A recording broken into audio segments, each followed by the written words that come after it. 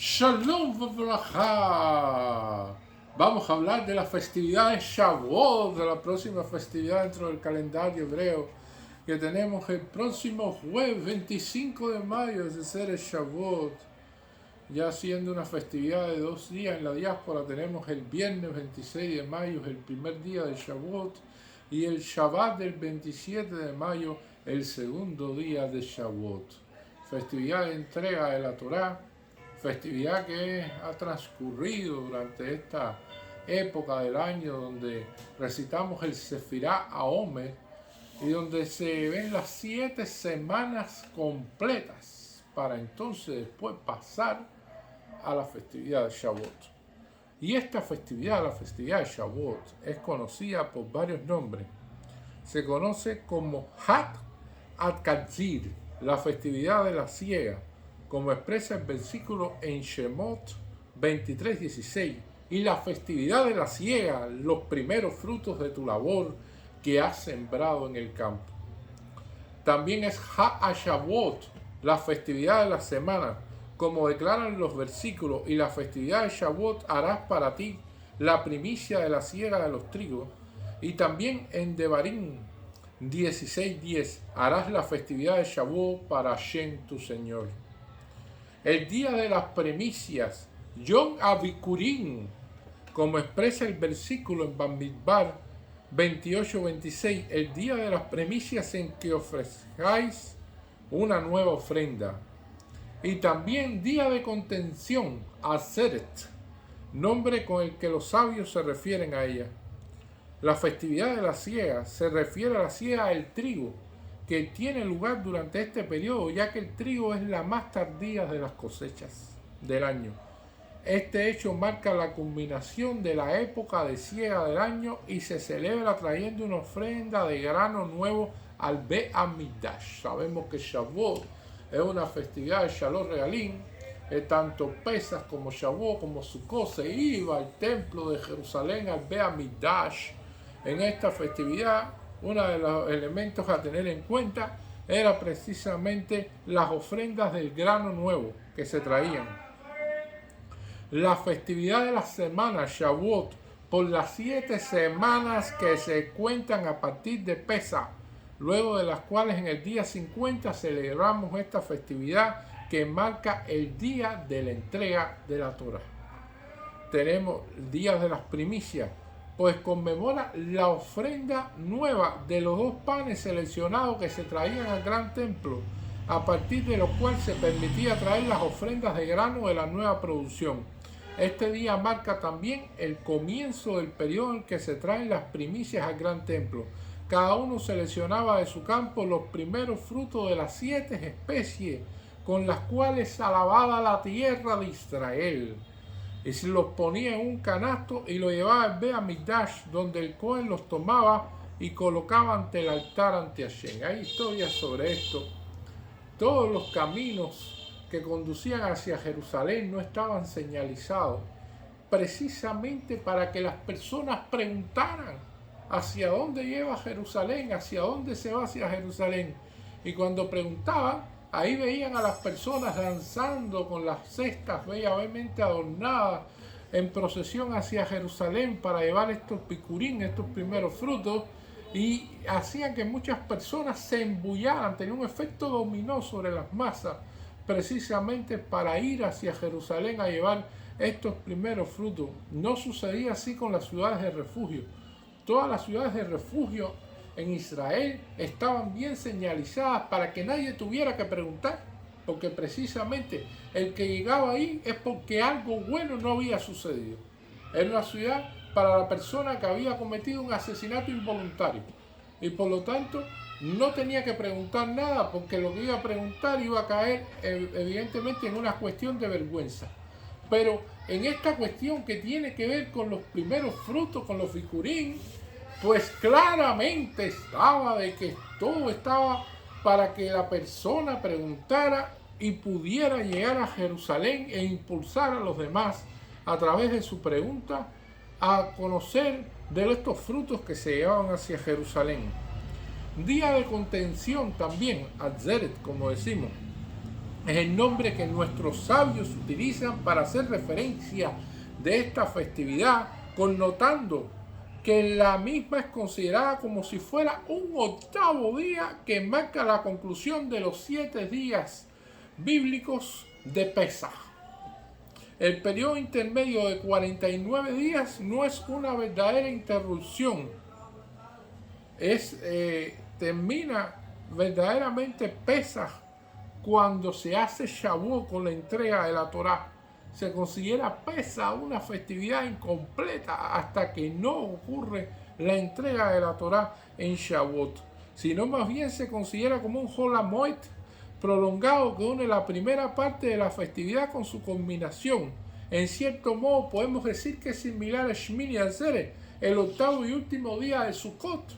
Y es por ello que este día es llamado el Atzeret de Pesaj. Y recordando que Shmini Atzeret es una festividad en sí misma también. Siendo así, correspondería también que el último día de Sukkot, Shmini Atzeret, sea celebrado 50 días después de la festividad. Sin embargo, debido a las dificultades que presenta viajar durante la época de lluvia, y recordemos la festividad de Shavuot generalmente ocurre en esta época del año de mayo, junio, pero la festividad de Sukkot ocurre en el mes de septiembre, generalmente septiembre, octubre, y ya cuando pasan 50 días aproximadamente, llegamos al mes de diciembre, prácticamente un mes que es lluvioso. Y por lo tanto sería muy incómodo viajar, la dificultad que representa viajar durante las épocas de lluvia. Dios no quiso cargar al pueblo de Israel con la obligación de tener que regresar a Jerusalén por segunda vez luego de 50 días de la festividad precisamente de Sukkot. Y esto aparece en el Yakut Shimoni en Pinhas 782. En la Torá encontramos 5 lugares en los que hace referencia a la festividad de Shavuot, en las secciones de Mishpatim, Kititzá, Pinhá, Re y Emor. Sin embargo, en Emor es donde la Torá se refiere a todas las obligaciones especiales de esta festividad. No se las menciona con ninguno de estos nombres, pues en esencia es considerada una prolongación de la festividad de Pesaj. Es un día de asamblea, y algunos de los comentaristas explican de la dominación Atzeret con nota reunión o asamblea. Señala que Moshe, al referirse al día de la entrega de la Torá, habla del día de la Atzeret, de la asamblea, y eso se puede ver en Devarim 9:10. Otros sostienen que la festividad recibió el nombre de Atzeret porque esta, luego de la destrucción del Bet Hamikdash, no cuenta con mitzvot especiales más que la obligación de abstenerse de trabajar, es decir, Atzeret, palabra hebrea que también connota abstención o contención. El Atzeret de un único día. Rabí Shimon dijo: Pesaj y Sukkot, cuando no se realiza ningún tipo de trabajo en los campos, se celebran bíblicamente durante 7 y 8 días respectivamente, pero Atzeret Shavuot, que siempre acaece durante época de trabajo, se celebra bíblicamente un único día. Esto nos enseña cuán considerable es la Torá respecto del pueblo de Israel en Sifri de Re. Israel, fruto de Hashem. En el versículo del Cantar de los Cantares, en 2.3, Shira Shirin expresa: como un manzano entre los árboles del bosque, así es mi amado entre los jóvenes.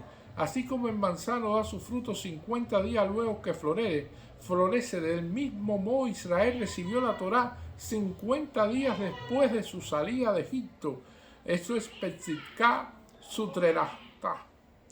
Y declararéis en este mismo día. Esto está en Vayikra 23:21 y se refiere al día 50 después de Pesaj, cuando el pueblo de Israel permaneció de pie frente al monte Sinaí para recibir la Torá. Dado que nuestros antepasados recibieron la Torá 50 días luego de salir de Egipto, Dios le concedió la festividad de la primicia 50 días después de Pesaj, y por ello los hijos de Israel son llamados el primer fruto de Hashem, como declara el versículo de Osea 9:10. Como uvas en el desierto encontré Israel, como los primeros frutos de la higuera.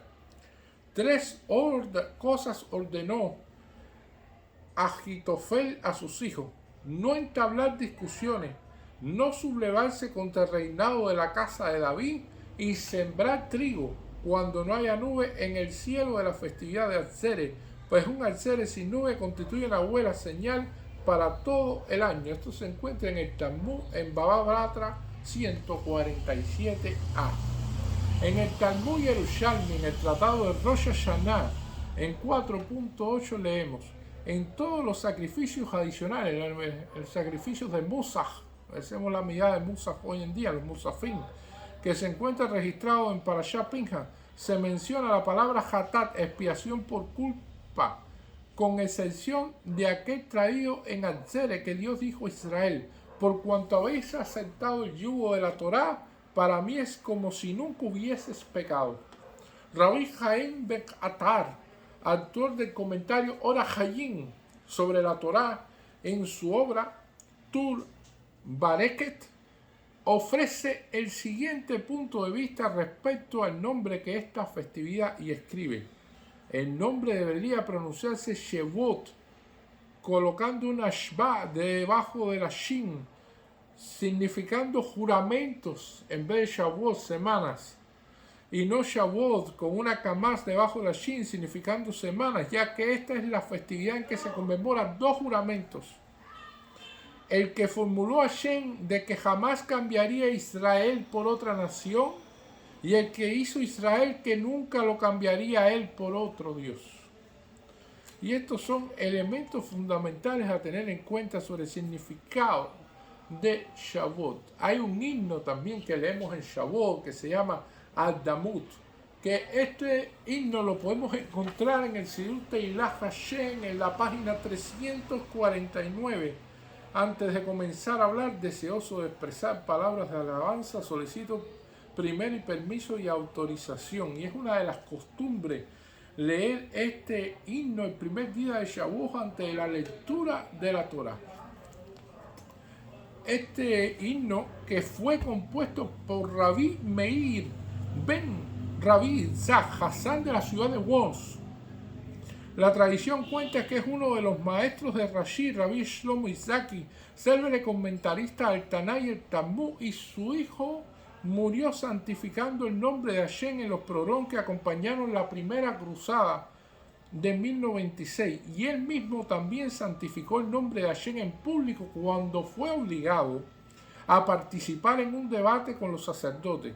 Sus adversarios hicieron lo imposible para tentarlo a abandonar su fe y aceptar la de ellos, pero él respondió con vigor y desdén, en forma elocuente y con total convicción respecto al poder del Creador y su amor por Israel, la excelencia de la Torá y la magnífica recompensa que aguarda a quienes observan sus preceptos.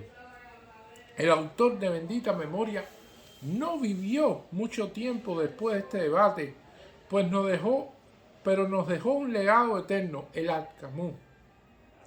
Akdamut, aquel precioso y hermoso piut, un himno de alabanza a Hashem, a la Torá y al pueblo de Israel. En muchas comunidades judías de todo el mundo se ha vuelto costumbre entonar este himno antes de comenzar la lectura de la Torá en Shavuot, con una melodía especial que evoca majestuosidad y triunfo.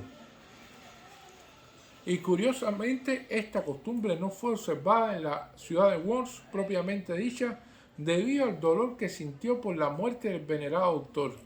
La comunidad de Worms temía también que su recitación despertara la ira de sus vecinos, contra quien Rabbi Meir había debatido, pues este himno se menciona fuertes argumentos que refutan sus ideologías.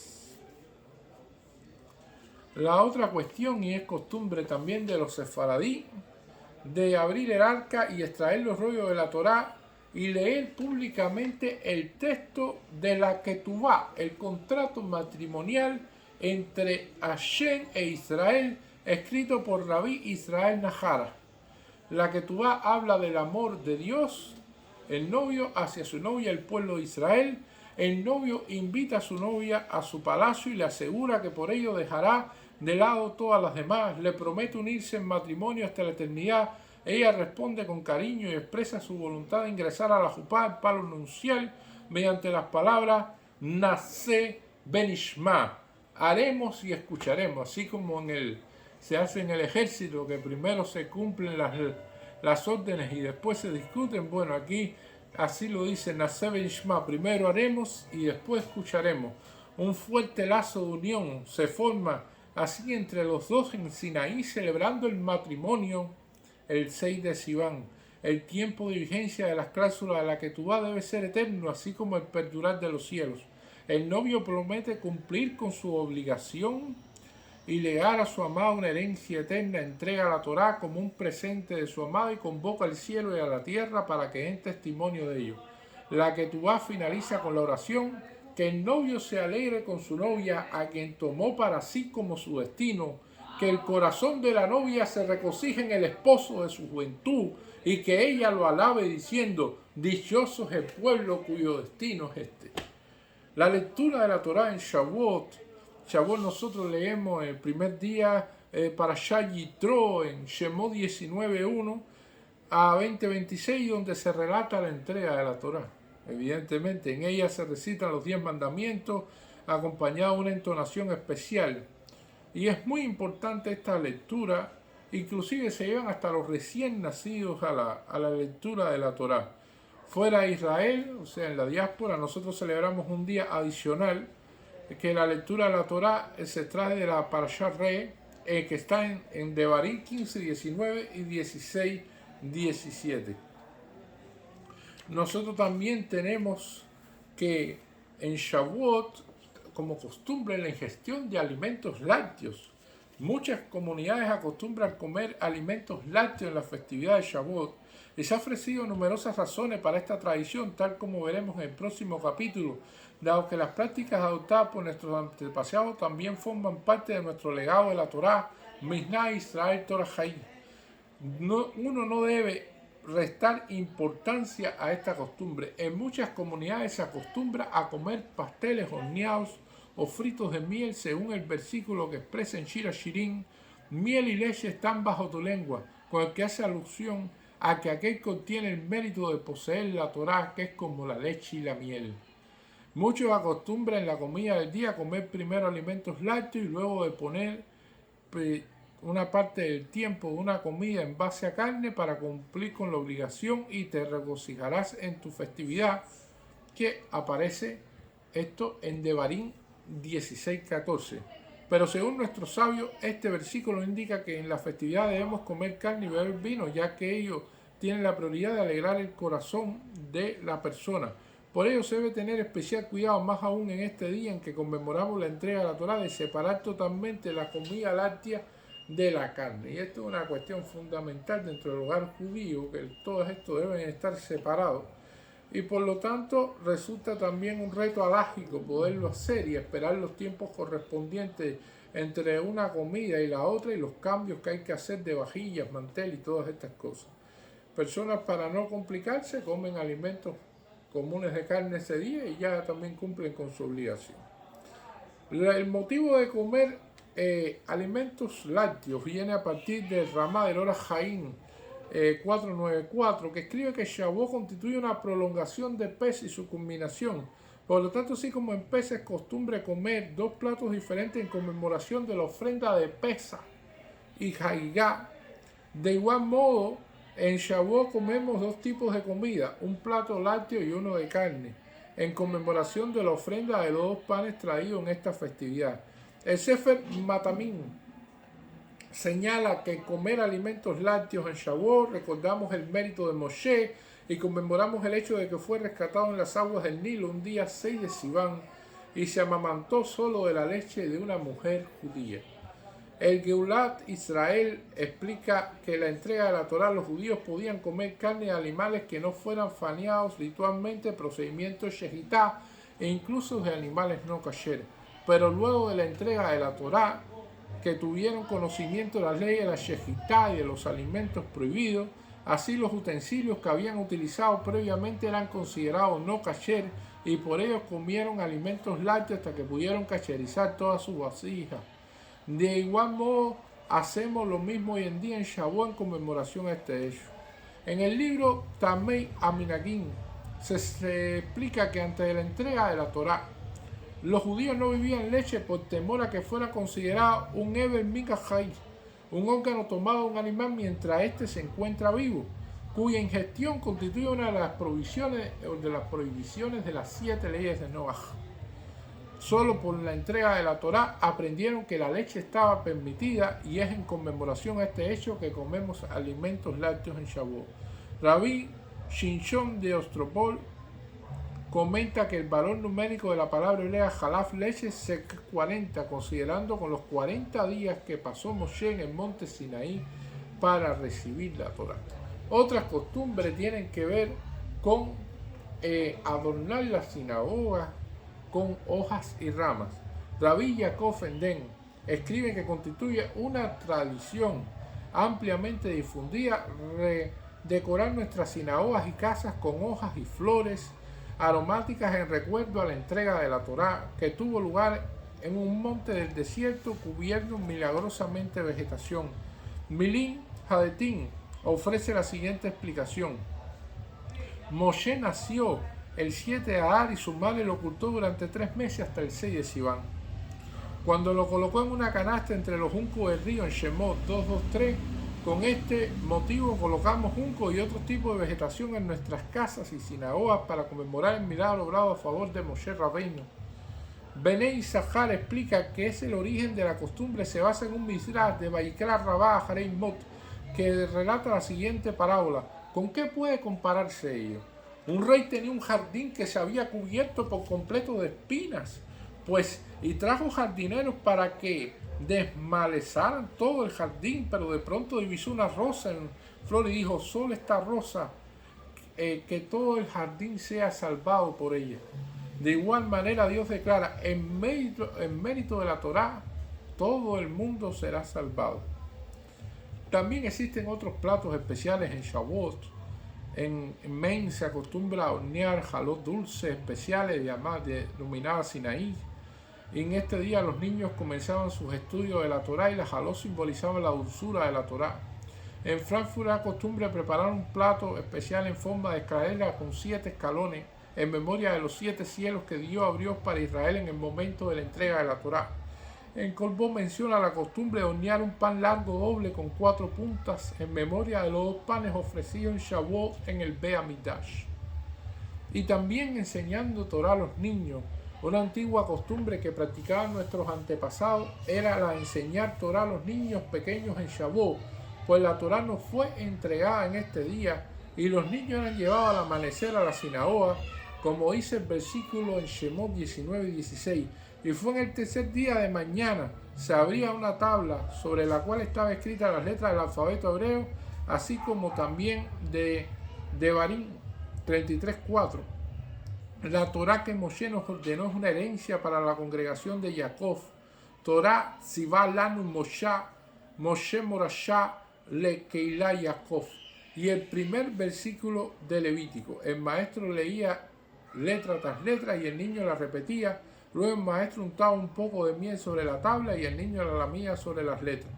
Asimismo, se acostumbraba a escribir ante Yom Tov versículos de la Torá sobre un pastel de miel especial y sobre un huevo cocido. El maestro leía junto con el niño todo lo que estaba escrito y una vez finalizaba la lección se le entregaba el pastel y el huevo para comer. Esos son otros de los elementos interesantes de la festividad. También la festividad tiene una noche de Tikkun, el Tikkun de Shavuot, de la primera noche que los sabios de la Cábala instruyeron un orden especial de estudio para la noche de Shavuot, conocido el Tikkun de Shavuot, que incluye porciones de la Torá escrita, Torá oral, el Zohar, así como también un compendio de las 613 Mitzvot. La estipulación de este orden se establece en un pasaje del Zohar que alaba a aquellos que permanecen despiertos durante toda la noche de Shavuot, aguardando el momento de la entrega de la Torá. En aquel momento la congregación de Israel y la Torá quedaron unidas mediante un nexo eterno. Fue el enlace entre Israel y la Torá.